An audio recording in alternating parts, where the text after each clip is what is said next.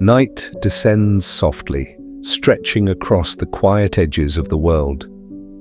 Beyond the noise of modern life, history begins to stir again, like the faint rustle of old silk in the dark. In that distant glow, kings and queens once ruled beneath candlelight and ceremony. Their crowns shimmered with borrowed brilliance, their courts whispered with reverence and rivalry, and every movement, every glance was measured, deliberate, and steeped in the slow grace of power. Yet even for those who ruled empires, mortality was never far. When death came, it rarely arrived with dignity or grandeur. It crept in gently, sometimes foolishly, sometimes absurdly, unworthy of the splendor it claimed. There were no banners raised, no trumpets calling the end, only quiet endings, strange and small, that reminded even monarchs of the fragile truth beneath their golden names. History tends to remember their reigns, the victories, the alliances, the scandals, but it forgets how easily the body gives way, how swiftly the crown loses meaning when the hand beneath it trembles. The royal chambers, once alive with ritual and purpose, became still rooms of fading breath. The scepters that commanded nations slipped from their grasp like any other object of vanity. Tonight we pause not for the glory of these rulers, but for the quiet absurdity of their ends. This is not a story of war or betrayal, not a chronicle of conquest or fall. It is a reflection on the ordinary shadows that touched extraordinary lives. Death, in its strange fairness, leveled palaces as easily as cottages. It arrived without ceremony, dissolving titles and bloodlines into the same hush. So let the light dim a little, let the hum of the world recede. Imagine the glow of the last candle flickering across ancient walls. Imagine the silence after centuries of command. These are the moments when crowns lose their weight, and the people behind them, once feared, adored, or obeyed, simply return to being human. Here, history softens, pride fades into tenderness, tragedy turns to quiet understanding. These stories are not meant to shock or mourn, but to remind us of the gentle balance between power and impermanence. The fragile thrones, once symbols of authority, now rest in memory, delicate, almost transparent, like glass in the morning light. So breathe slowly and listen as we move through these royal endings. They are curious, sometimes clumsy, often unremarkable, but they belong to all of us. For in their endings we see our own reflected back. The stillness after the noise, the calm after ambition, the quiet truth that follows every reign. Sleep then with the stories of kings and queens whose crowns could not outlast the night. King Adolf, Frederick of Sweden, 1771, a sweet and silent farewell. It was a February evening in 1771, the kind of northern night that settled slowly and held its breath. The air outside was cold and clear, pressing softly against the windows of the royal residence in Stockholm. Inside, warmth gathered in small pools of light, candles flickering in polished holders, a fire murmuring in the grate. The court had gone quiet for the evening. Servants moved with practiced calm, their steps muted against the heavy rugs, while beyond the high doors, the world turned quietly beneath the snow. At the center of it all sat King Adolf Frederick, the ruler of Sweden, at his table. He was not a king remembered for cruelty or conquest. He did not command fear, nor did he inspire awe. His reign had been largely peaceful, even uneventful, a chapter in history that neither burned brightly nor faded completely. Those who knew him spoke of a man content with comfort, fond of good meals, mild conversation, and the pleasant certainties of routine. He was, in essence, a man who enjoyed being alive and found that enjoyment most easily through simple indulgence. That evening, the king dined well. Before him stretched a table that reflected the wealth and taste of the royal household. There were lobsters, their shells glistening, smoked herring rich with salt and smoke, sauerkraut sharp and cool, and caviar shimmering like small beads of moonlight. Champagne flowed freely, its quiet effervescence rising and fading in his glass. The meal was not hurried. He ate as one who had no reason to rush, surrounded by the soft hum of attendants and the low crackle of the fire. Outside, snow continued to fall. Inside, the evening drew toward its final course. The table was cleared, the plates exchanged for a lighter offering. Dessert was announced, semla. A small sweet bun filled with almond paste and whipped cream set afloat in a bowl of warm milk. It was a traditional treat, particularly loved during the cold months, and the king, who had long been fond of it, smiled as it was placed before him. He ate one and then another. The cream was rich, the bread soft, the milk warm. There was nothing hurried or anxious in his appetite. To those present, it was simply a picture of contentment, a king in winter taking comfort in sweetness. But as the meal went on, the portions multiplied. 1 became 2, 2 became 4, and still he continued. 14 semlor in total, each carefully prepared, each enjoyed in turn.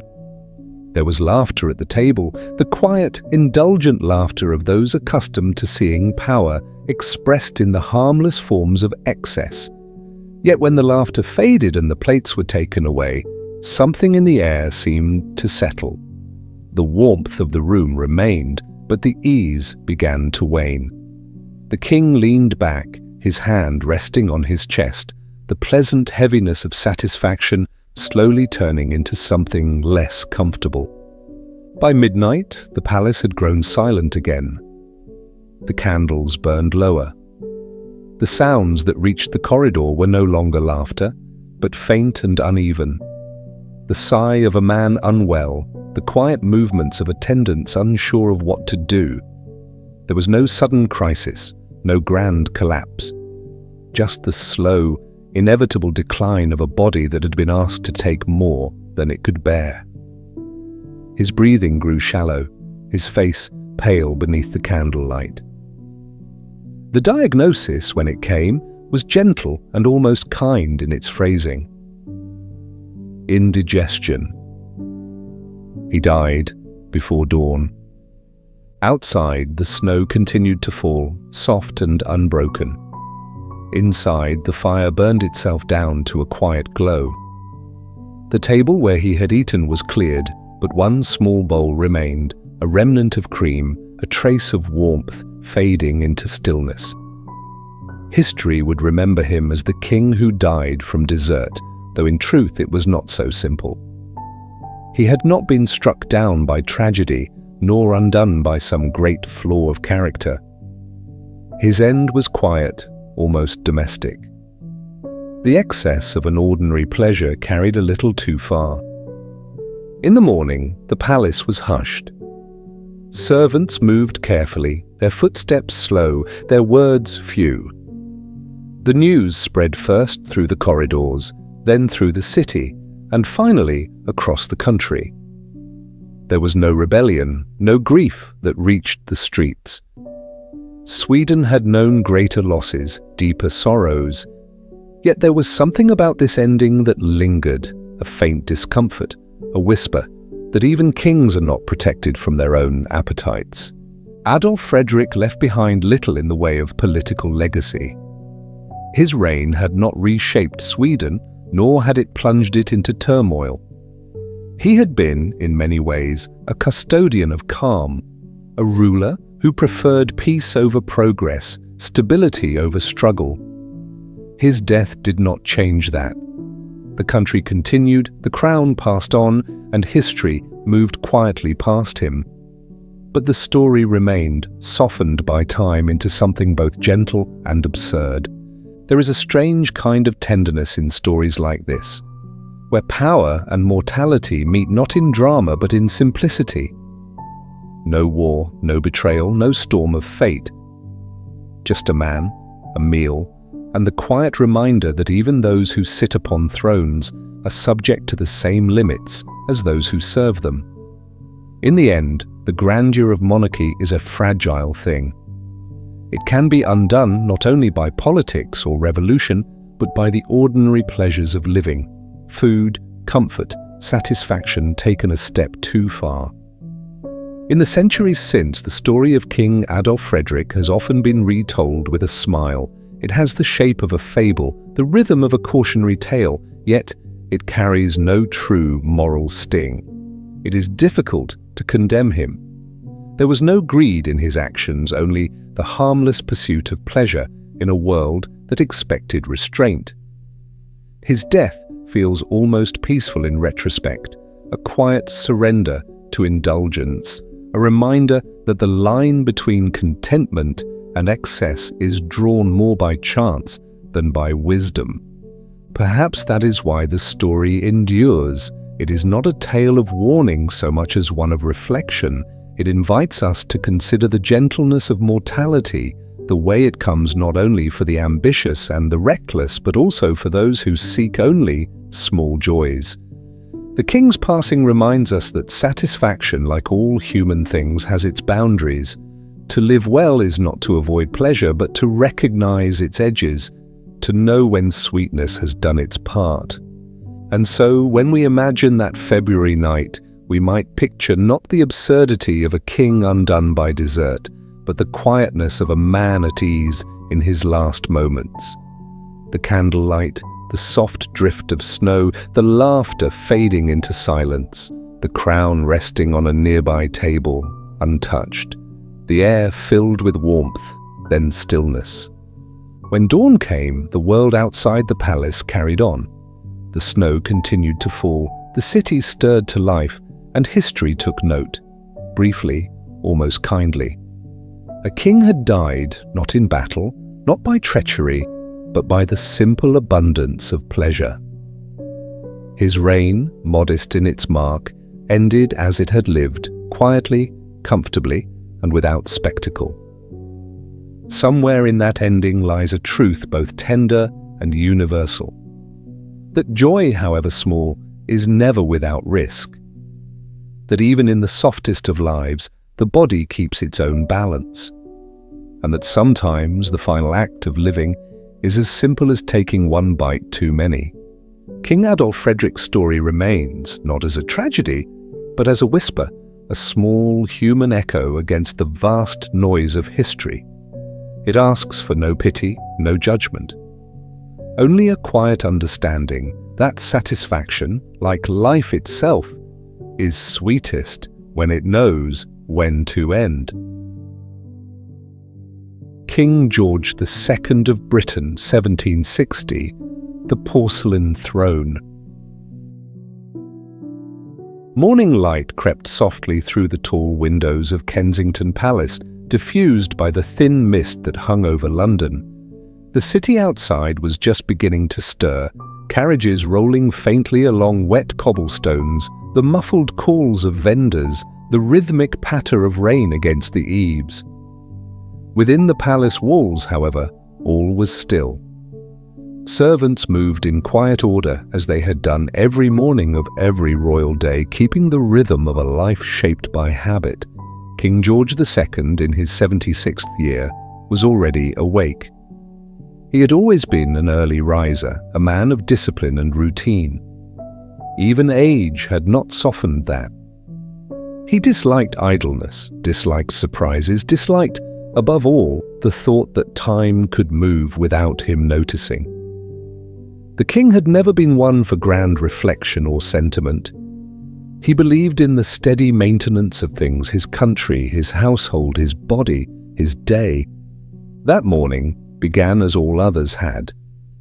The king rose, spoke briefly to his attendants, and made his usual complaints about the weather. It was October, and the damp air seemed to cling to his bones more each year. Still, he carried himself with the same pride that had marked his life. upright, deliberate, careful even in the smallest gesture. Though his body had weakened with age, his manner had not. After dressing and exchanging a few words about the day's correspondence, the king excused himself to his private chamber. There was nothing remarkable about the act.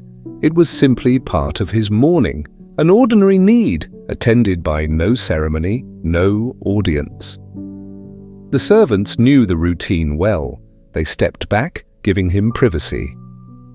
Moments later, a sound broke the quiet. It was not a cry, not a collapse, but a brief, heavy noise, a dull thud, the kind of sound that interrupts without echoing. A footman nearby hesitated, then, uncertain, knocked softly. When no answer came, he entered. The king was seated, his body still upright but lifeless, his head slightly bowed as if in mid-thought. There was no struggle, no trace of suffering. His heart, or rather the great vessel that carried it, had failed him in an instant. Later, the physicians would call it an aortic aneurysm. At the time, there was only the quiet realization that life had departed as discreetly as the morning itself. It was a strange end for a monarch, and yet perhaps not an unkind one. He had died not in battle, nor in public spectacle, but in the most private of human spaces. A king at the height of ceremony had met his end in the quietest of rooms, upon the most ordinary of seats. There was something almost merciful in its simplicity. The news spread carefully. In the palace, the servants moved through their duties with lowered voices, and the courtiers spoke of sudden faintness, heart failure, divine will. The official announcement to the public was equally restrained. The king had died of a problem of the heart. There was no mention of the location, no hint of the unseemly setting. Yet history, with its patient memory, did not forget. For all the polish of his reign, it was this private moment that survived longest in recollection, the sovereign who fell upon his porcelain throne. The detail was repeated in whispers, then in anecdotes, then in the easy humor of later centuries. And yet, beneath the quiet absurdity of it, there was something more tender, a reminder of the inescapable humanity that even a crown cannot disguise. King George II had been a man of temper and order. He ruled as he lived, by habit, by rule, by a steady sense of what was proper. His reign had been one of transition rather than transformation, a period of relative calm between greater storms. He had seen wars, yes, but from a distance. He had governed through ministers who argued and balanced around him. He was not a visionary, nor was he cruel. His power was procedural, his presence steady. And perhaps it was fitting that his death too carried no drama. It arrived like a closing door, final yet quiet. What lingers centuries later is not ridicule, but reflection.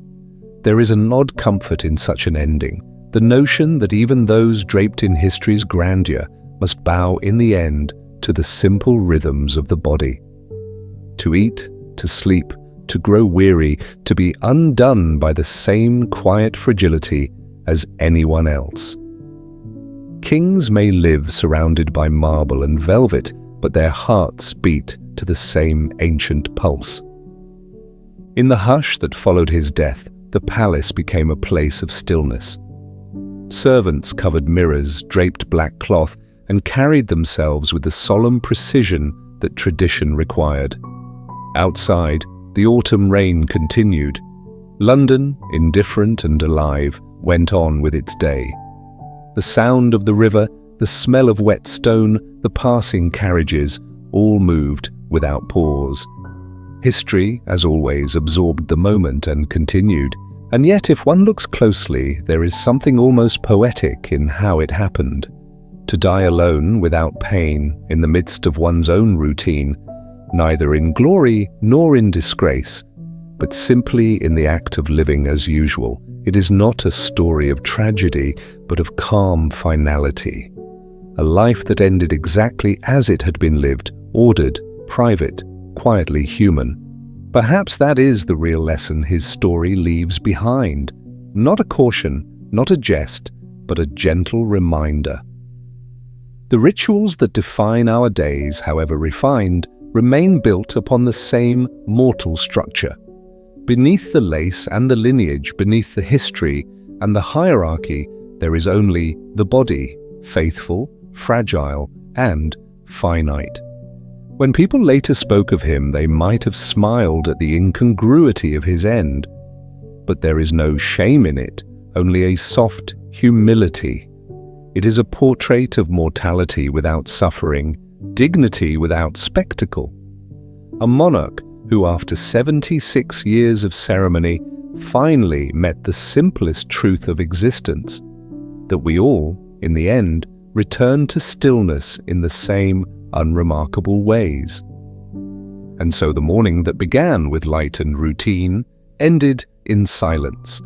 The rooms of Kensington remained warm, the rain fell steadily, and the throne, porcelain or otherwise, stood empty. There were no grand words, no final declarations, only the sound of rain, the calm of order restored, and the faint sense that a life had quietly completed itself. In time, others would take his place and history would move on, as it always does.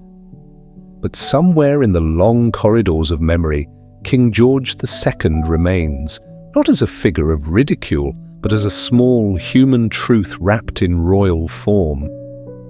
The king who died, quite simply, as any man might, alone, at peace, in the midst of his mourning.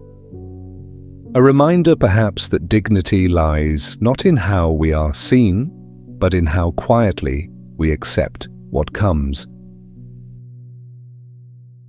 Sigurd the Mighty, Viking Earl, 9th century. Bitten by the dead. Long before the time of palaces and polished crowns, when wind and salt ruled the air, there was a man known as Sigurd the Mighty.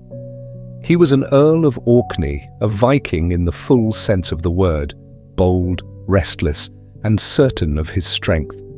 The north was his world, open sea, hard earth, and a sky that never quite brightened or darkened completely. Life there had little room for hesitation.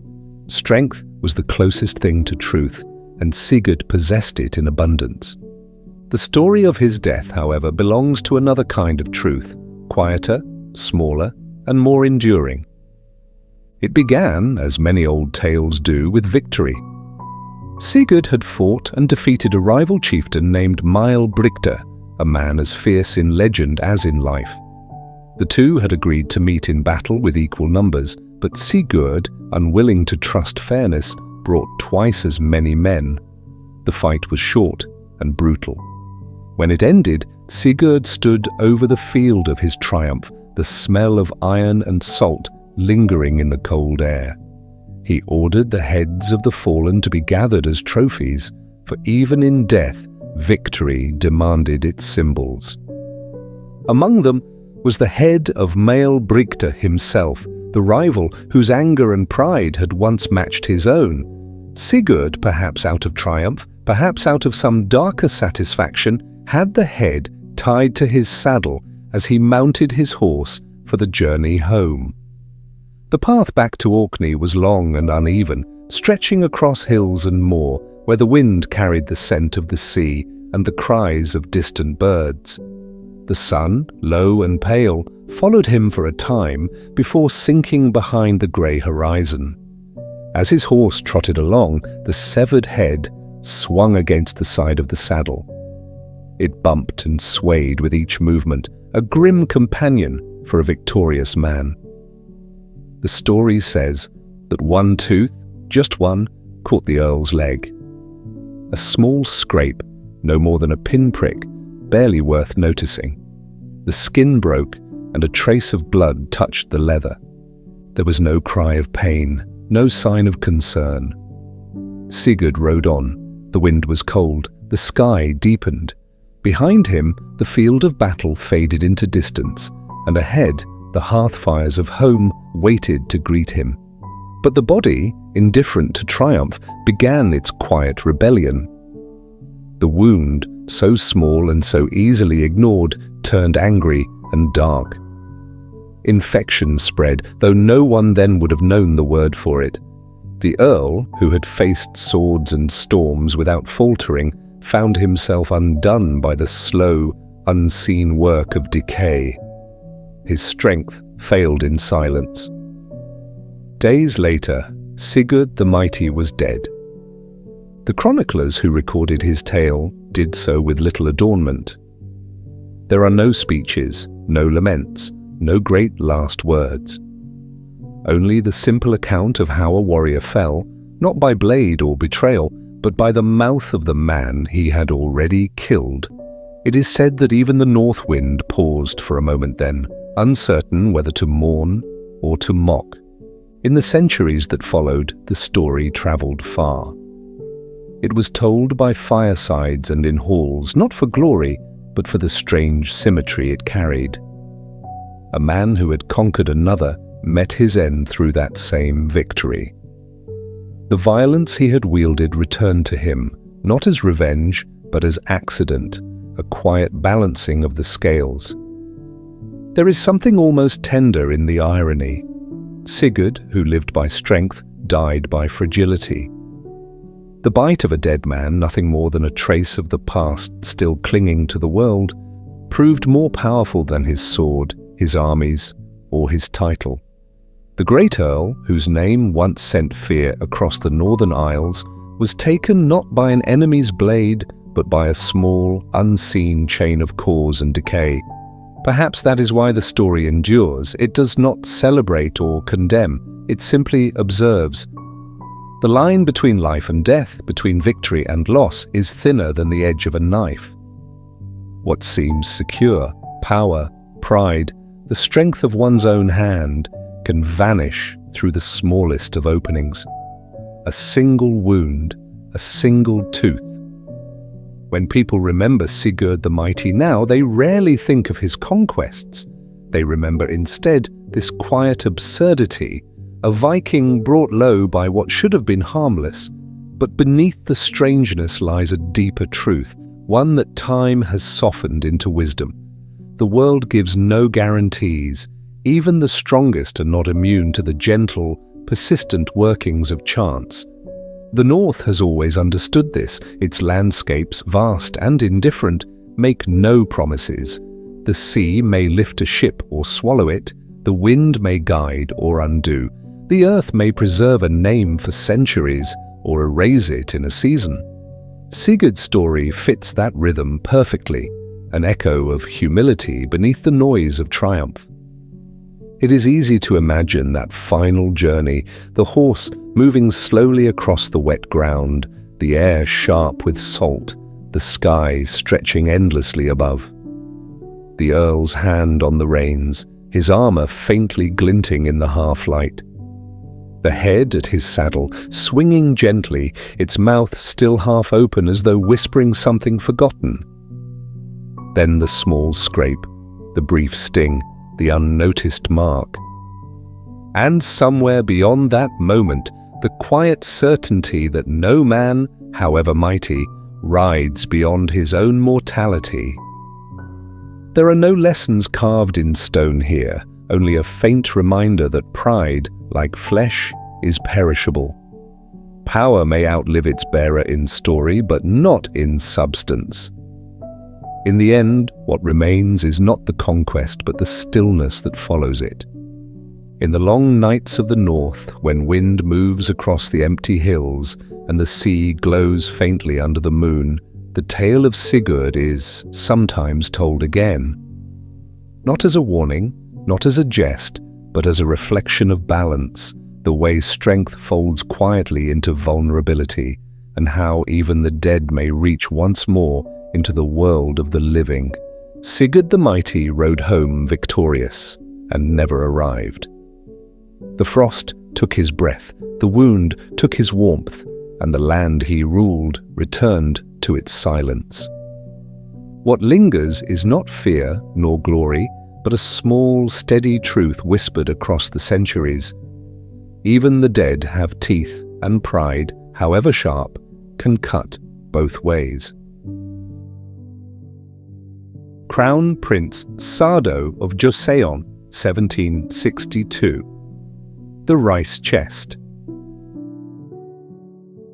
In the height of a Korean summer, when the air hung still and the palace walls shimmered under the weight of heat, a prince met his quiet end. Inside the layered courtyards of the royal compound, behind silk screens and wooden doors, duty and fear intertwined until mercy itself took on another form. The man was Crown Prince Sado, heir to the throne of Joseon. Intelligent, unpredictable and deeply human, he had long existed at the uneasy border between brilliance and disarray. The records of his life speak in contradictions. Some describe a gifted mind, sharp, curious, restless, unsuited to the stillness expected of a royal. Others recall his temper, his eccentricities, the shadows that seemed to gather around his moods. To the courtiers of the 18th century court, he was both promise and danger, a man who might lead or unravel the dynasty. And to his father, King Yongjo, he was something even more troubling, a reflection of all that could fail in a family meant to embody harmony. The king was a man of order, measured in tone and gesture. He believed the ruler's virtue was the measure of heaven's favor, that every act of cruelty or compassion was recorded in the balance between the two worlds. Yet his own reign was marked by constant tension between reform and tradition, between human feeling and royal expectation. He feared scandal more than rebellion, for scandals suggested weakness in the very soul of authority. So when the crisis came, it was not met with swords or decrees, but with hesitation. The prince's erratic behavior, his outbursts, his violence, his grief, had become impossible to hide. The court whispered, ministers trembled, and the king's counselors urged resolution. Yet how does a father execute his own son without wounding the order of the heavens? How does a monarch preserve the sanctity of rule while acknowledging the chaos within his own bloodline? The answer, as history records, came in silence and in wood. It was the 8th month of the lunar year. The palace gates were closed to visitors. In the courtyard, servants moved slowly through the heavy air, carrying out orders without understanding their weight. A wooden chest was brought forward, a rice chest used to store grain. It was sturdy, square, made to hold sustenance, not breath. The kind of object that existed everywhere in the palace but rarely drew notice. Crown Prince Sado was led toward it. Accounts differ on the details. Some say he resisted, others that he accepted his fate with eerie calm. Perhaps he understood that resistance would change nothing, that the decision had already been wrapped in the quiet language of ritual. The chest waited. It was large enough to contain a man crouching, but not standing. The prince entered. The lid was closed. The sound of the latch, wood against wood, final and unremarkable, marked the end of royal indecision. No sword was drawn, no poison poured. The act was almost bureaucratic in its precision. Within moments, the palace resumed its stillness. Outside the chest, servants bowed and withdrew. Inside, the air began to thin. For 8 days, he remained there. The summer heat pressed against the grain of the wood. The faint scent of rice lingered in the box that had once held plenty. Life reduced itself to the simplest elements: breath, silence, time. There were no cries that reached the walls, no witnesses beyond those few who had been ordered to keep their distance. The death of the heir to Joseon unfolded not as tragedy in the dramatic sense, but as the slow erasure of a presence. When the chest was finally opened, The air within had turned still and heavy.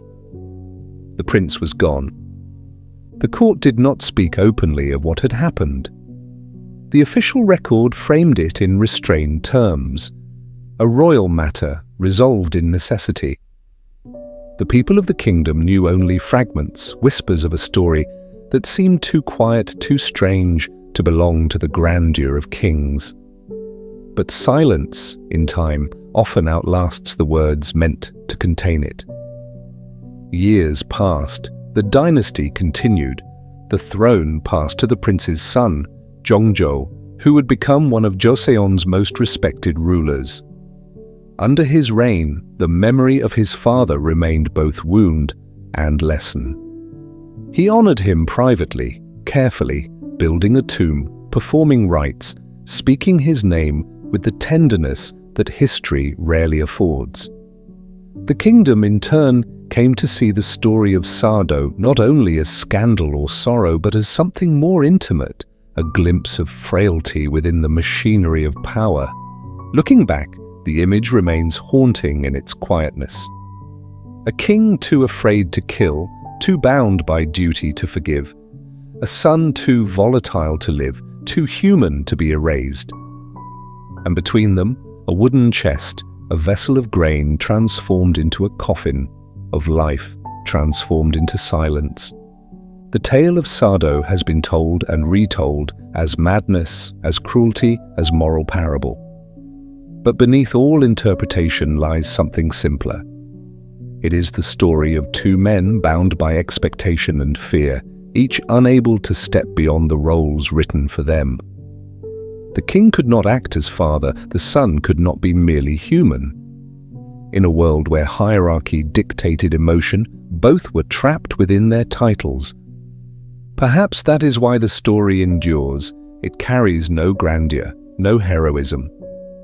Only the faint echo of breath against wood, the slow narrowing of light, and the knowledge that power, once absolute, can do nothing to soften the human heart.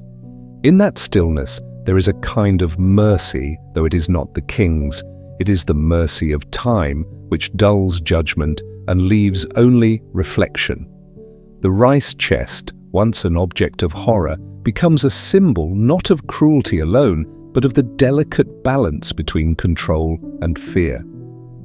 It reminds us that authority, when stripped of compassion, turns in on itself, that order without empathy becomes its own form of destruction. On certain summer days, when the air in Seoul grows thick and unmoving, one can imagine that old palace and its silent courtyard. The cicadas humming, the shadows stretching across stone, the faint rustle of silk. Somewhere, the echo of a man stepping into a wooden box, and another turning away. No hatred, no triumph. Only the terrible stillness of a choice that could not be undone. When the chest was opened again, there was no ceremony, no outcry. Only the recognition that something irreparable had taken place. A life extinguished not by rage or rebellion, but by the cold mathematics of dignity. History calls it a tragedy, and it is. Yet within that word lies something smaller and harder to name, a father's fear of disgrace, a son's confinement within silence, the slow fading of breath in the heat.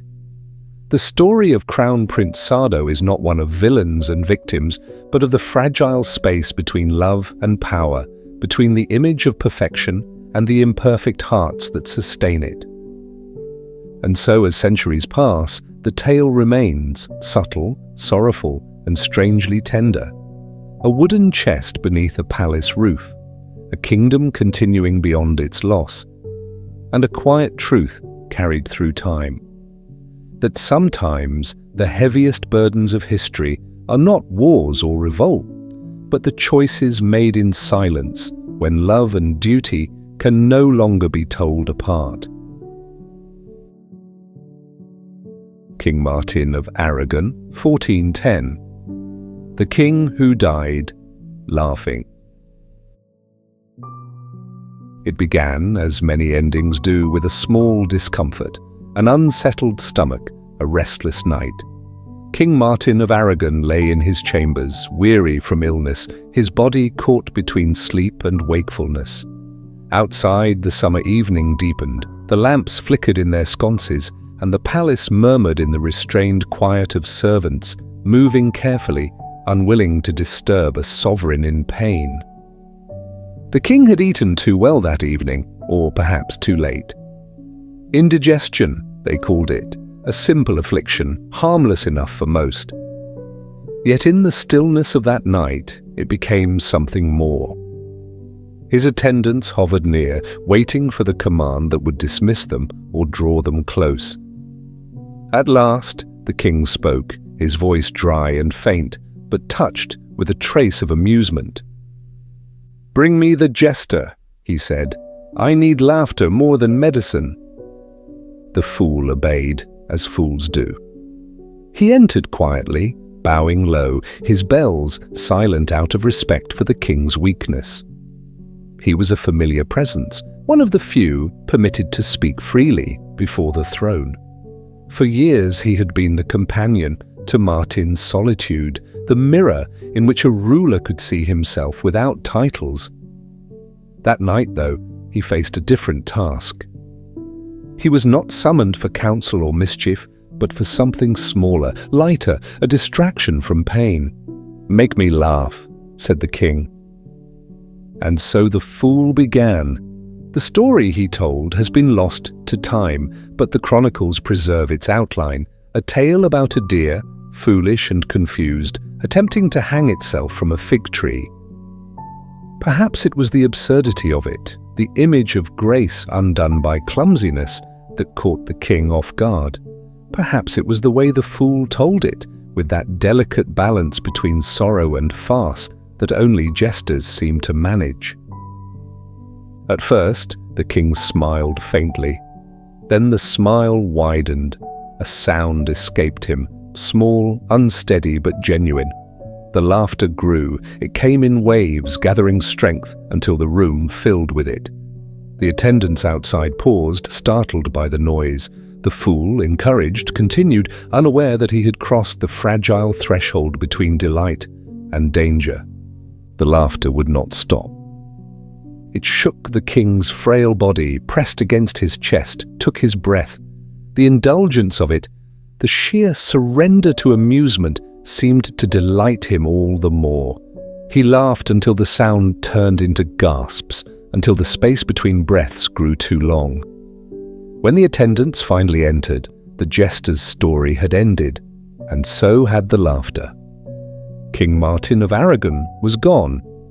The chroniclers, ever cautious, recorded the cause as indigestion, perhaps out of propriety, perhaps out of disbelief that something so light could bring about an ending. Yet history, with its quiet affection for irony, remembers him differently. It remembers that he died laughing. In that single moment, the boundaries between absurdity and grace seemed to dissolve. There was no violence, no pain that lingered, no fear. Only laughter, spontaneous, ungoverned, and free. It is tempting to treat the story as a curiosity, another odd footnote in the long history of kings. Yet there is something tender in it, something that escapes ridicule. For what is laughter if not the simplest release from the weight of living? Kings, perhaps more than most, are strangers to it. Their days are bound by ceremony, their words measured, their gestures watched. To laugh without restraint, without thought for dignity or consequence, is a kind of luxury even power rarely affords. So perhaps in that moment, King Martin found a freedom that had eluded him all his life. He did not leave with pomp or pain, but with breathless amusement at the world's small absurdities.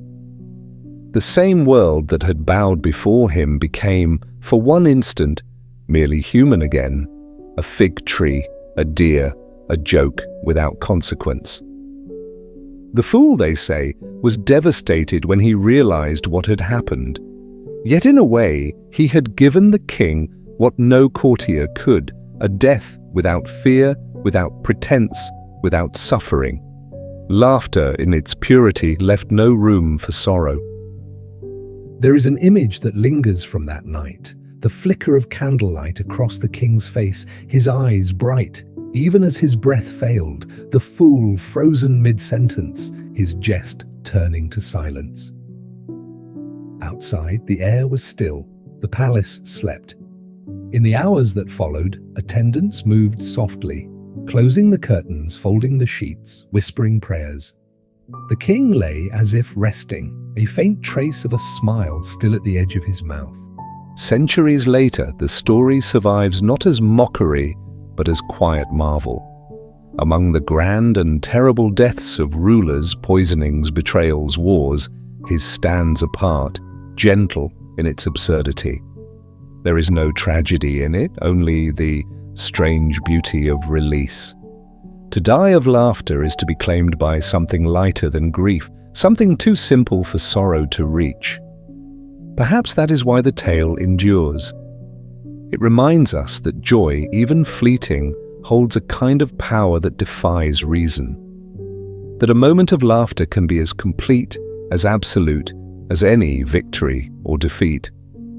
And that even kings, bound by history and ritual, remain, at their core, creatures of breath and humor, fragile and alive until they are not. When people speak of King Martin of Aragon now, they do so softly, as if the story itself might dissolve under scrutiny. A man felled not by war or sickness, but by laughter, by a story too silly to survive except in memory. And yet, what more fitting end for one who had grown tired of the weight of his own crown? In that final breath, laughter became his escape, a gentle absurdity that transcended pain. The chroniclers could call it indigestion, but time prefers the truth, simple and unashamed. The king died laughing, and in that perhaps there is a quiet wisdom. For while most deaths are marked by struggle or sorrow, his was carried by joy, a momentary grace that bridged the solemn and the foolish. In laughter, he found not tragedy, but release.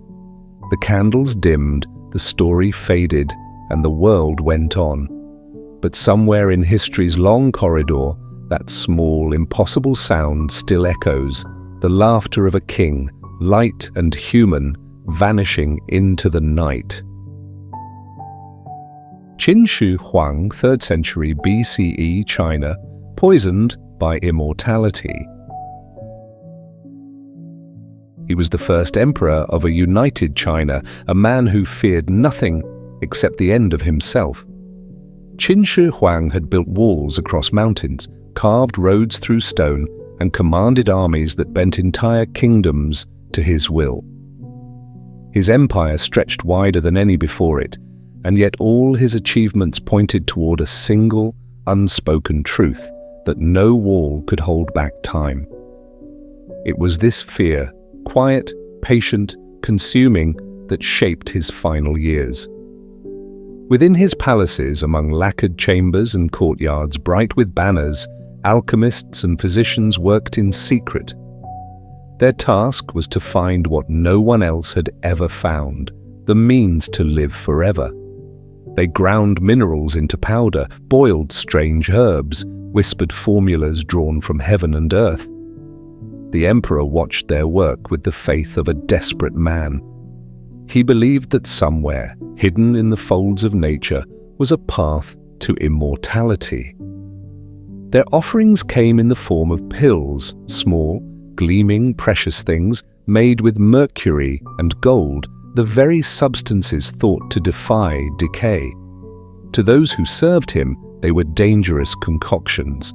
To him, they were the bridge between mortality and eternity.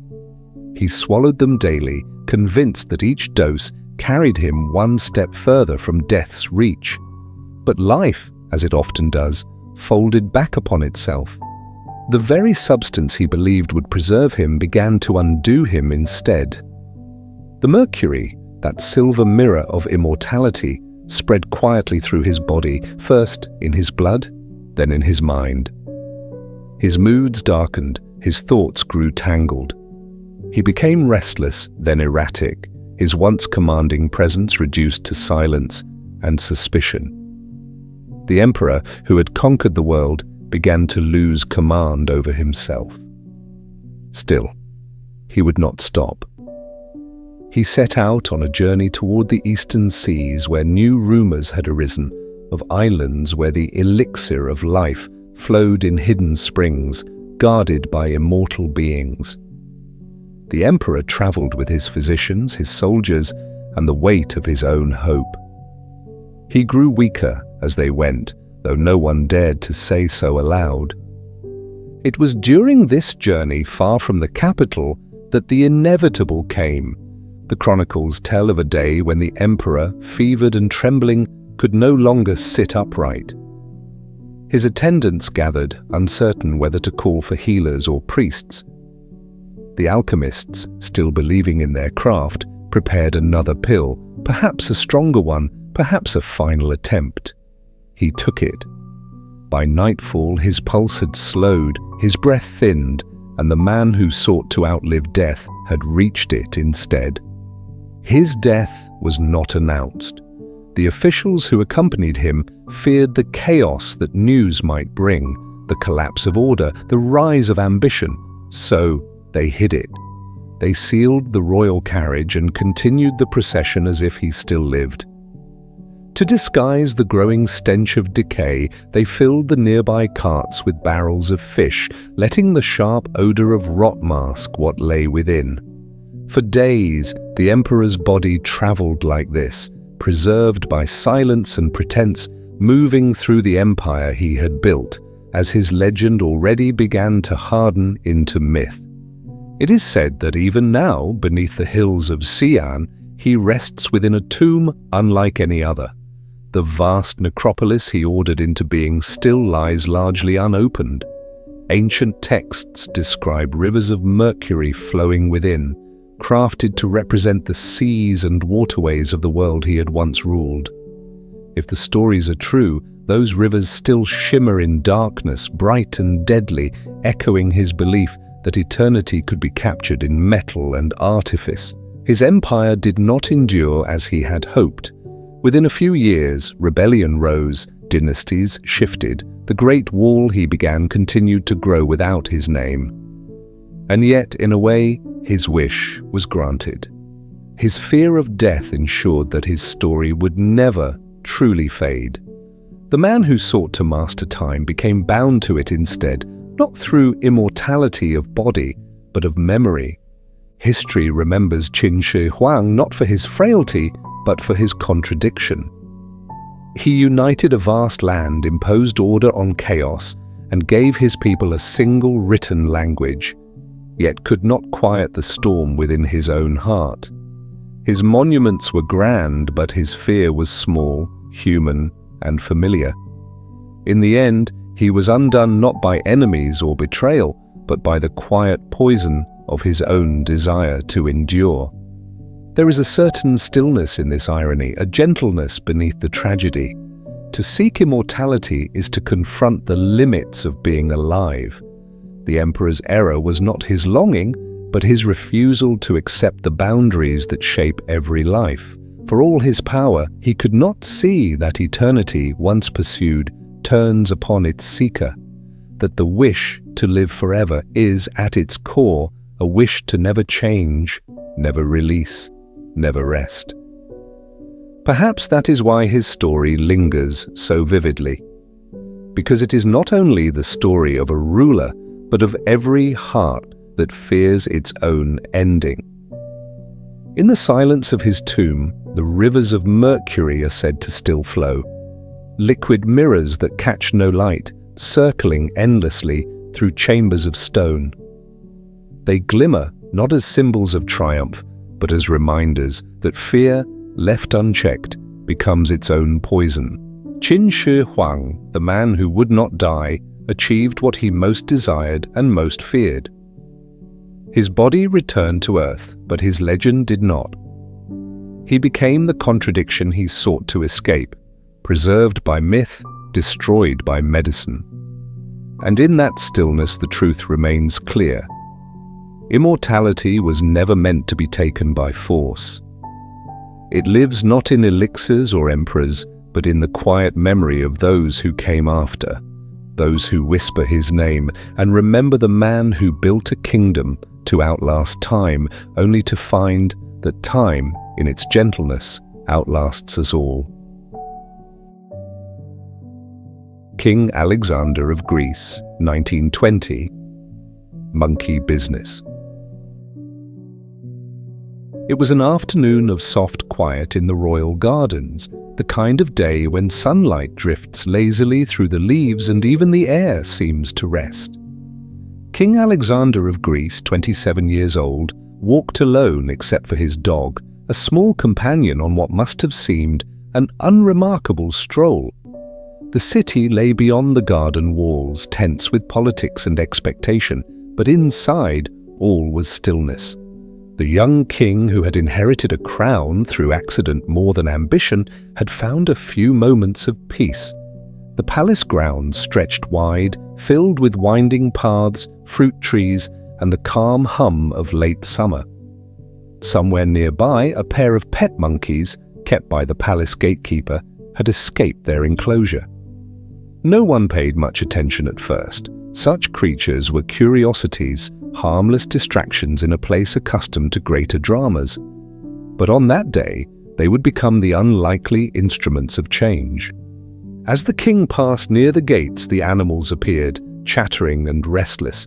His dog, alert to their movement, lunged forward, barking. The monkeys shrieked, one clinging to a branch, the other leaping down in panic.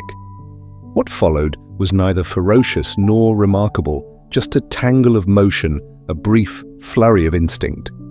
The king stepped forward to separate them. In the confusion, one of the monkeys bit his leg, another his arm. Small wounds, not even deep. A servant rushed over. The animals were driven away. The king laughed lightly, perhaps embarrassed by the commotion. He had faced political turmoil and war in his short reign. Surely a monkey bite seemed nothing at all. But the body, indifferent to pride, began its quiet rebellion. At first, there was only swelling, a touch of fever. He was advised to rest, though he dismissed the warnings. Infection was common then, and medicine uncertain. Days passed. The fever grew worse. The leg darkened and ached. His breath came shallow. Physicians came and went, bringing tinctures, poultices, reassurances. None helped. The wound that seemed so trivial had turned to something far more dangerous. Within weeks, the infection spread beyond remedy. The young king drifted in and out of delirium, his voice faint against the hush of the sick room. The palace corridors grew heavy with unease. Outside, Athens waited for news that could not be softened. On October 25th, 1920, King Alexander died. He had ruled for only 3 years. His death, quiet and strange, set in motion events far larger than himself. The government faltered, factions rose, the exiled royal family returned. What had begun as a private misfortune rippled outward into politics and revolution. The future of the monarchy, of Greece itself, shifted upon the smallest of hinges, a moment in a garden, a bite from a frightened animal. History often records such things with irony, as if amused by the disproportion between cause and consequence. But there is something gentler to be found here, something that resists mockery. For all its absurdity, the story of King Alexander's death is not one of comedy, but of fragility, the quiet reminder that even the structures we call nations can be undone by the most ordinary of accidents. The young king's reign had never been simple. He had ascended the throne unexpectedly, placed there when his father, King Constantine I, was forced to abdicate amid political turmoil. Exiled from his family, isolated from power, he became a figurehead between opposing forces, royalists and republicans, old loyalties and new ambitions. In such a world, perhaps solitude became his truest companion. The garden that afternoon was one of the few places where he could be simply a man walking with his dog.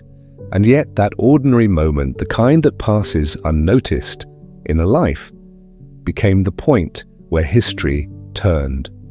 His death opened the way for the return of the old king, for political reversals, for years of unrest that would leave the country deeply changed, all because of a bite, a wound, an infection no one thought to fear. It is tempting to read this as a metaphor that empires fall not by force but by neglect, that fragility hides within even the most solid of institutions. But perhaps the story requires nothing so grand.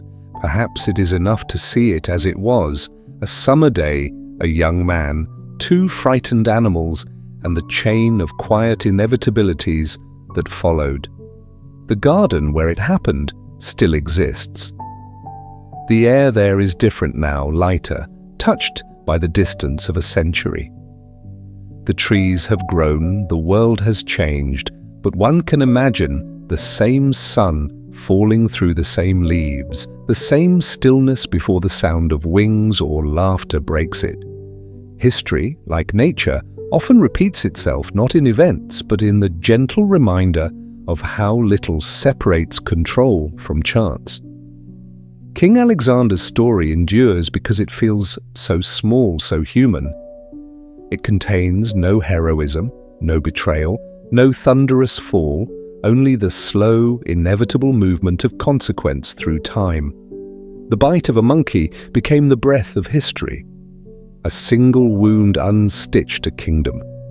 And perhaps beneath the quiet absurdity of it all lies a truth we rarely admit, that power, for all its ceremony, is as vulnerable as skin, that nations rest upon the same fragile flesh as the people who lead them. The world changes not only through wars and decrees, but through the smallest failures of luck, the smallest turn of nature's hand. In the end, the young king left little behind, no conquests, no reforms, no heirs, only a story that still lingers, half tragic, half serene. A reminder whispered across time, gentle but unshakable, that history trembles not at battlefields, but at the sound of quiet accidents, that even kings may be undone by a bite, a wound, a moment too easily forgotten. And somewhere in the vast record of human events, that afternoon remains. Sunlight through the branches, a barking dog, two frightened monkeys, and a man who never thought that such small lives could change the course of his own. King Charles II of Navarre, 14th century. The burning cocoon. In the quiet chambers of a medieval palace, a man once called Charles the Bad lay ill. Age and illness had softened what ambition had not. The schemes and rivalries that had defined his reign were now little more than murmurs in darkened corridors. His body, once restless with power, had turned fragile, thin as the wax that dripped from the candles burning beside his bed. The physicians of his time gathered around him, cloaked in the confidence of medieval science. Their remedies were mixtures of faith and superstition, of ritual and guesswork. To restore warmth and vitality to the king's failing limbs, they proposed a treatment both elaborate and familiar. His body would be wrapped in linen soaked in brandy, a practice said to draw out sickness and renew the blood. And so, on that winter evening, attendants moved quietly through the chamber, dipping fine cloth in spirits, winding it carefully around the old king from chest to ankle. The smell of brandy mingled with that of candle wax and incense. The fire in the hearth gave off a steady, amber glow. For a moment, it might have seemed as if the ritual could work, as if warmth, real and symbolic, might bring him back. But the world is not kind to such illusions. When the wrapping was done, one of the servants reached for a knife to cut the final strip of linen. Finding none at hand, she drew a candle closer to see better. A single flame bent toward the brandy-soaked cloth, The reaction was instant. The linen, saturated with alcohol, caught fire as if it had been waiting for this very touch. The blaze spread swiftly across his body, bright and silent at first, then wild. The room erupted into panic. The attendants shouted for water, for blankets, for mercy, but the fire had already done its work. By the time it was extinguished, the air was thick with smoke, and the once proud figure of the king lay blackened and still. So ended Charles of Navarre, known in life as the Bad, and in death remembered by a different name altogether. Some said that fate had been poetic, others cruel. Yet beyond judgment, there was only the simple truth of what had occurred. A man bound in cloth, consumed by flame, undone not by battle or treachery, but by the smallest gesture of carelessness. The chronicles that followed spoke of his passing in brief, measured tones. They mentioned his sins, his politics, the wars he had fostered between France and Navarre, but none could avoid the strange image of his final moments, a king wrapped like a cocoon, burning beneath the light of his own candles. Outside, the night air carried the faint smell of smoke. In the courtyards, servants whispered prayers, half in sorrow, half in fear. Death, so often distant and ceremonial for rulers, had entered the palace like a spark through an open door. Ordinary, unremarkable, and absolute. It is difficult now to separate history from legend. Some say he cried out only once, others that he said nothing at all. Perhaps in those last moments he felt a kind of recognition, a return to the chaos he had once sown. For much of his life, Charles had been a man of intrigue, a weaver of plots who played kingdoms against one another. His nickname, the Bad, was born not of cruelty alone, but of cunning, the kind that corrodes both trust and peace. His end, then, was not only tragic, but fitting in its strange symmetry. A man who spent his life lighting fires in the world was finally claimed by one of his own. And yet, even here, amid the irony, there is something tender. The scene, stripped of its moral weight, becomes almost fragile, a quiet accident in a quiet room. There is no grandeur, no divine punishment, only the stillness that follows flame. The image of a body swathed in light, turning to ash, becomes less about sin and more about the impermanence that waits for everyone, kings and servants alike. When the attendants cleaned the chamber afterward, they worked in silence. The linens were gone, the scent of smoke lingered in the stone. Outside, the night continued as before, the stars indifferent, the wind cool against the walls.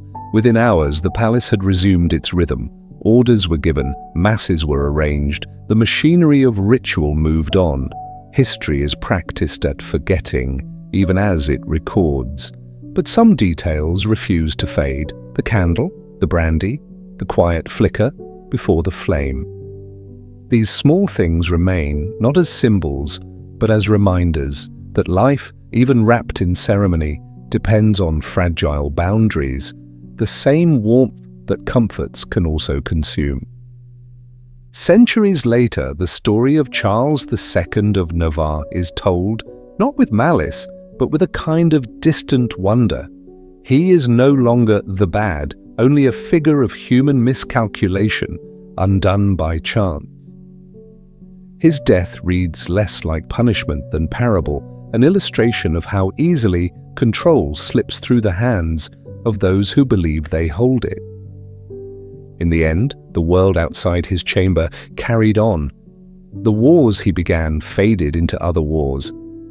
The alliances he broke gave way to others. His ashes cooled, and his name, once spoken in anger, became a curiosity of history.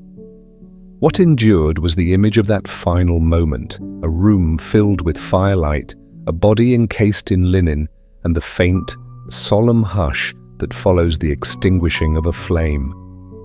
Somewhere between irony and mercy lies the truth of it. that even the most careful preparations cannot keep the inevitable at bay, that what begins as healing may end as undoing, that a single candle can hold within it both warmth and ruin. And so the story of Charles of Navarre remains, quiet, flickering, and strangely human. A man once wrapped in ambition, finally wrapped in fire. A life of intrigue ending not in vengeance or victory, but in a moment's inattention. Outside, the night was heavy with smoke and prayer, and the world, as always, continued to burn softly on. King Edmund II of England, 1016. The prison assassination. They called him Edmund Ironside, a name that spoke of endurance, of strength proven in battle against the Danes. His reign had been short but fierce, marked by the weight of defense rather than the luxury of peace. He fought with the conviction of one who knows his rule is always being tested. Yet his end, when it came, unfolded not on the battlefield, but in a smaller, humbler space.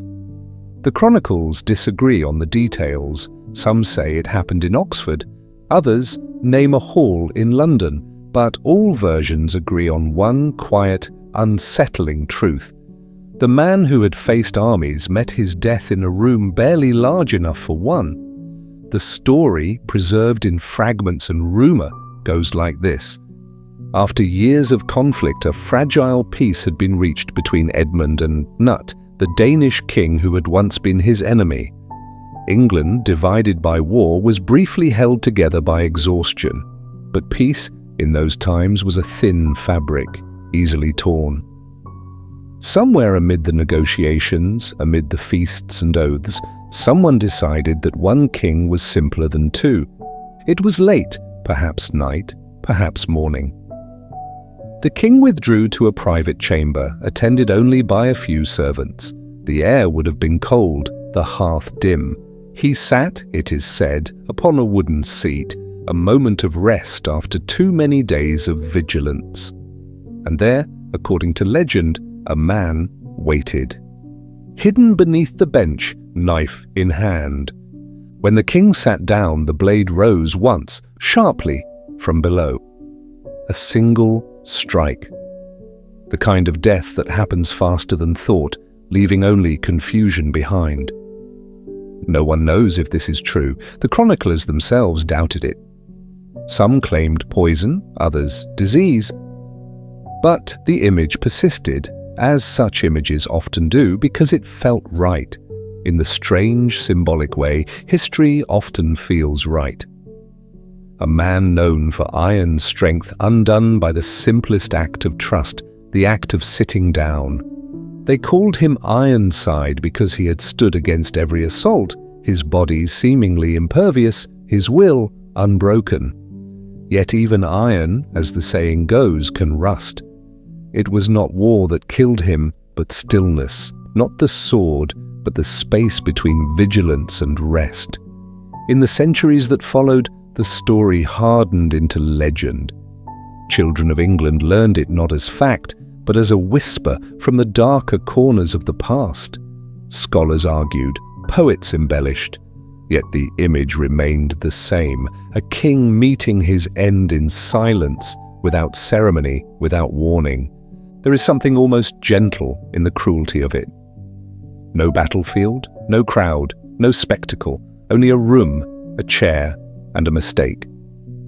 Power reduced to its simplest vulnerability.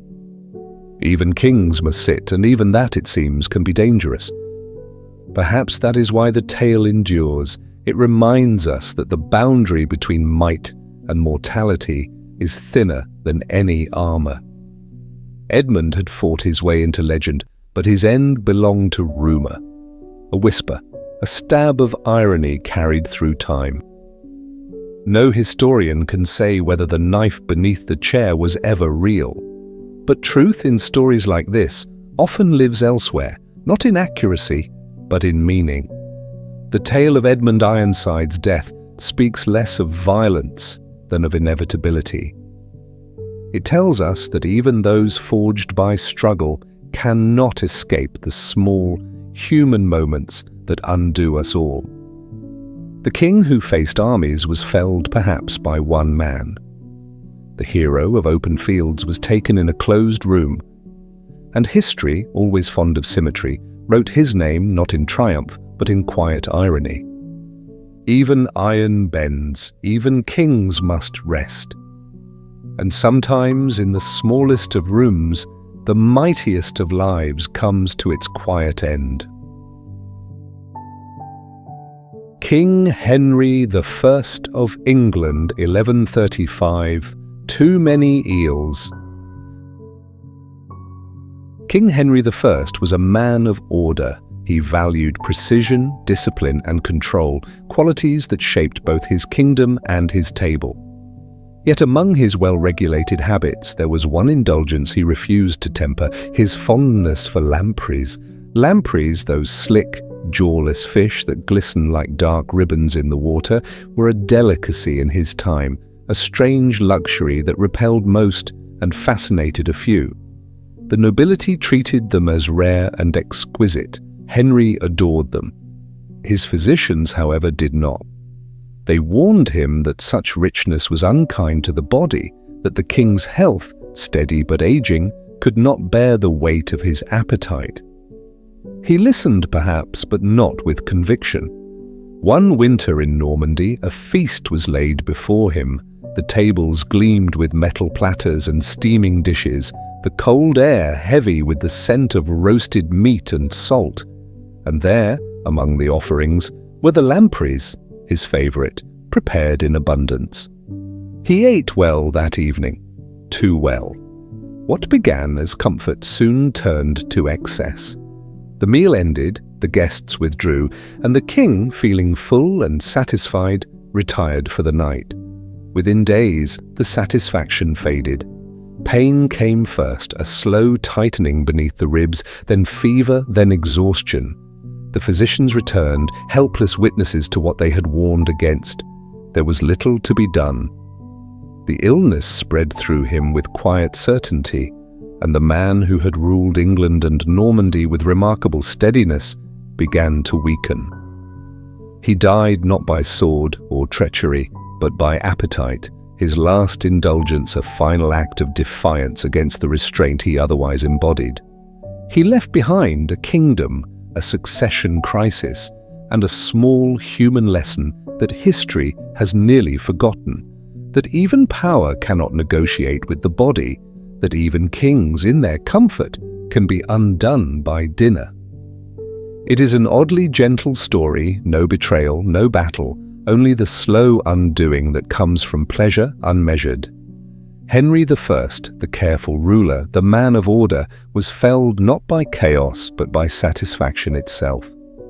And perhaps that is what gives the tale its quiet grace, the reminder that hunger, like rule, demands balance, that desire, left untended, turns easily into its opposite.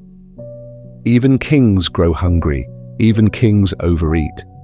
And sometimes history pauses not for wars or crowns, but for the simple truth that a meal too can be fatal. King James II of Scotland, 1460. The King and his Cannon. King James II had a fascination with machines of war. Among the noise and smoke of the 15th century, he saw in cannons the promise of a new kind of power, steel and flame replacing sword and shield. To him, these engines were not only tools of conquest but symbols of progress, the future made visible in fire. During the siege of Roxburgh, that fascination reached its end. The king, still young, stood close to his beloved artillery, eager to witness their force. His commanders advised caution, but he waved them aside. He wanted to see the weapons speak. The cannon fired once, cleanly, a thunderous burst that shook the air and echoed through the field. Then, as it was reloaded, something went wrong. The metal, weakened by heat or flaw, split open. In a single instant, noise became silence. The cannon burst apart, fragments of iron cutting through the smoke. When the air cleared, the king lay among them, struck down by the very device he had admired. The soldiers finished the siege in stunned resolve. When the fortress fell, they renamed it Castle James, a gesture of loyalty and sorrow. The war went on as wars do, but his death left behind a strange stillness, the image of a ruler undone by his own enthusiasm for the tools of his age. It is easy, centuries later, to see poetry in it, a man of vision destroyed by what he hoped would carry him forward. Yet the story feels quieter than that. It is less about irony than about intimacy, the closeness between creator and creation, between power and risk. James II believed that mastery meant proximity, that to understand power, one must stand near enough to feel its heat. And so he did. Too near. The explosion passed quickly, but its echo remained. It reminds us still that even in the pursuit of progress, there is a fragile line between control and surrender. The king who loved his cannons became, in the end, one with them, a man folded into the noise he admired. Emperor Elagabalus of Rome, 222 CE, too strange to live. He was only 18, a boy crowned too early in a world too ancient to forgive youth. Elagabalus came to the Roman throne with more beauty than judgment, more imagination than restraint. He ruled not as an emperor in marble, but as a fever dream, dazzling, confusing, and brief. He married 5 times, each union stranger than the last. He adorned himself in jewels and silks, called his horse a consul, and filled the Senate with dancers and priests of his Syrian god. To some he was mad, to others simply unbound by the gravity that held Rome together. The empire had seen excess before, but not this kind, this theatre of freedom where ceremony became performance and divinity was declared from the lips of a child.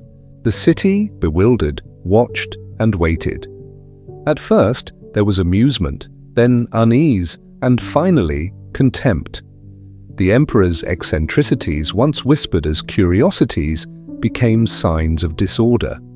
The soldiers, who had once lifted him to power, began to murmur. The laughter of Rome turned inward toward resentment. It ended quietly, as such stories often do. The guards who once bowed before him turned their spears instead. In a moment of panic and disbelief, the young emperor was dragged through the streets that had once cheered his name. His body was thrown into the Tiber, the river swallowing both scandal and sorrow. When it was over, Rome exhaled. The empire remained, intact and unmoved, as if shrugging off a strange dream. Yet the image of him lingered, bright, chaotic, and unfinished. Elagabalus lived too vividly for his world. He had treated the throne as a stage, and the empire, heavy with its own traditions, could not bear the spectacle. His death was not only an end, but a return to order, a restoration of gravity after a season of impossible lightness.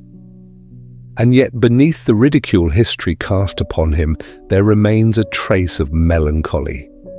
He was perhaps not wicked, but misplaced, a spirit of excess born into a world that demanded restraint. The river took his body, but his legend endured, shimmering between beauty and ruin. Rome survived him, it always did.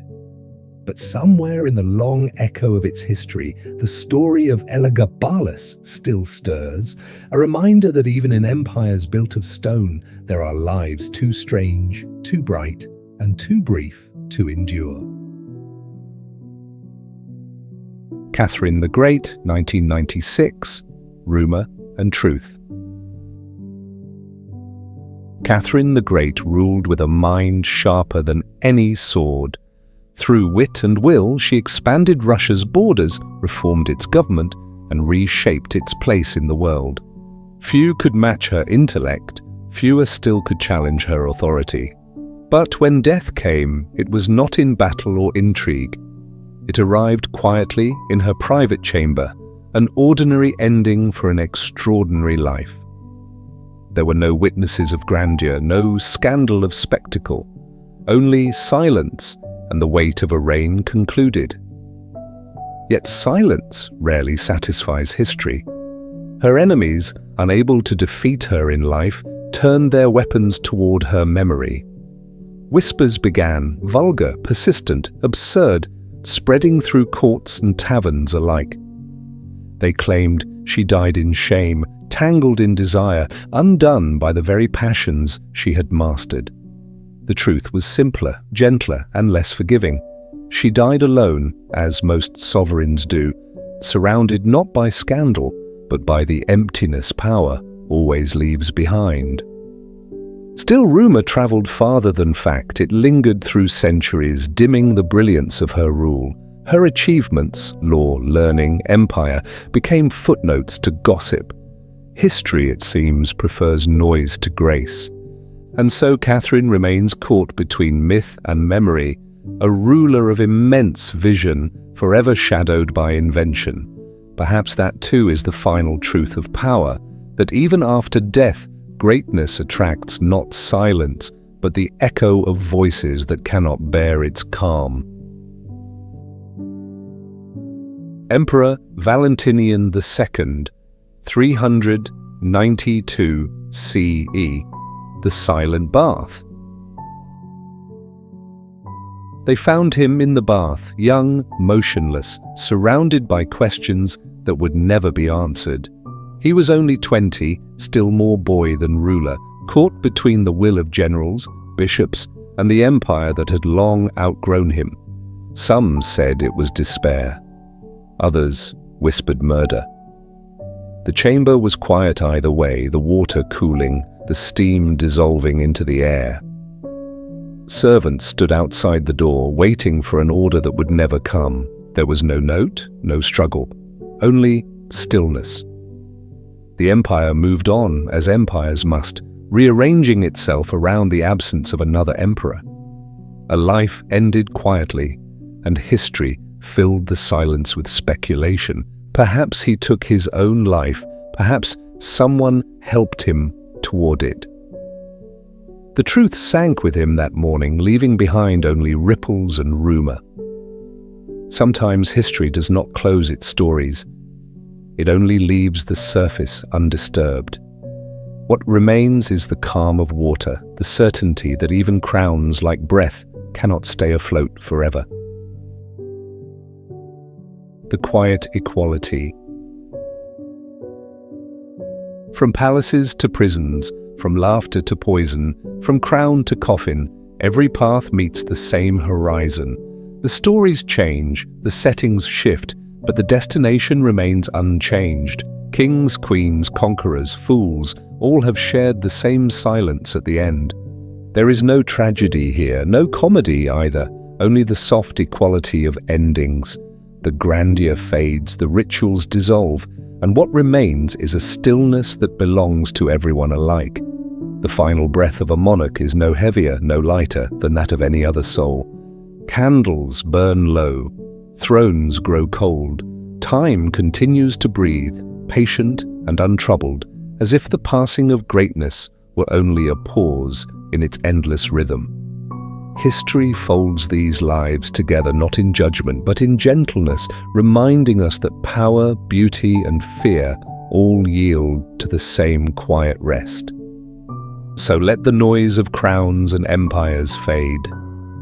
Let the echoes soften into calm. The night is long, and history has spoken enough for one evening. Now sleep, traveler. The world will turn without you for a while, and the silence that holds kings will hold you too, equal, peaceful, and whole. Good night.